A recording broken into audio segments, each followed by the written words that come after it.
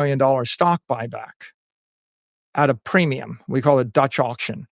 And we paired it with a $250 million Bitcoin purchase. And we allowed all of our shareholders to get out. Like if you didn't buy into the Bitcoin strategy, you could tender your shares back to the company at a premium. Mm-hmm. That rotated our shareholder base, and we didn't have neutral or indifferent shareholders. We had all pro Bitcoin shareholders. And that changed the dynamic of the company. It turned out that that Dutch auction resulted in only about $60 million of shares being tendered. So we had 175 million left at the end of the Dutch auction period 20 days later. Yeah. And we bought another 175 million of Bitcoin. And then we had 425.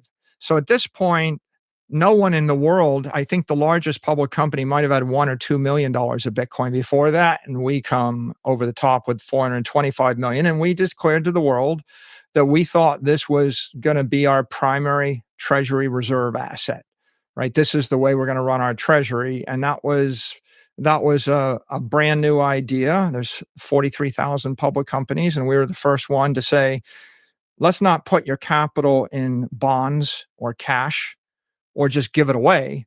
Let's invest the capital in this new liquid asset and this crypto asset called Bitcoin. When we did that, the stock doubled and we raised another $650 million. Mm-hmm.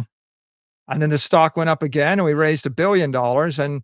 And we raised $1 billion about 6 months after this initiative in a convertible debt offering at 0% interest. So we borrowed $1 billion at 0% interest for about 6 years, I think. Yeah. And we went to buy Bitcoin with it.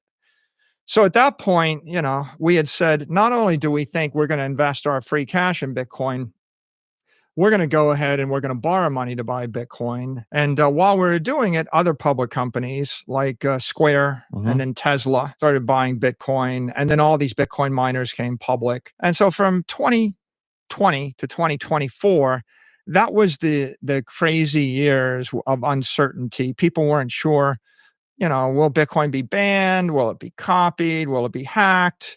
Is it a long-term thing? The skeptics thought, well, maybe, some people, the deniers said, it's just tulip bulbs. Other people, skeptics said, oh yeah, it's really good. It's better than gold, but it's too good to be true. And so the government's going to take it away from you. And at one point, China banned Bitcoin mining and that created a crisis. And then they banned Bitcoin trading and that created a crisis. So a lot of uncertainty there.